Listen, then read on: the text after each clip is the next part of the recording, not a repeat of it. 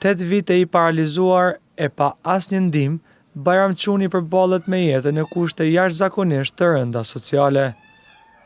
Duke filluar nga dhoma ku ai është i shtrirë, korridori e duke përfunduar tek oborri, janë ambiente që nuk do t'i garantonin jetesën as kafshëve e aq më pak një personi që është edhe i palëvizshëm. Renia jam lagja që tu një mojnë në punë mangë me pinë një ujë në një cigarë në dishka. Çuni e kishte edhe një kërkesë. Kam kërkesë vëlla më çunia për mjek, kam nevojë më mjeku, më shnort, më shëru se unë se bajkit bordak e këta jernat edhe kushia po më ankuan valla s'kan fe. Po thonë njëra ajer, po unë jam invalid, unë s'unë hek i bëbur. Njëri nga banorët që ndihmon atë bëri thirrje që t'i ndalin në ndihmë. Ju lutna, ju bëj apel komunës, ju bëj apel të gjithë Kosova, kush ta shën këtë video, ne ta merr këtë djalë, ne ta çon në vend sigurt, ne ta llogaritin se sikur më kon dikush në djemt vet.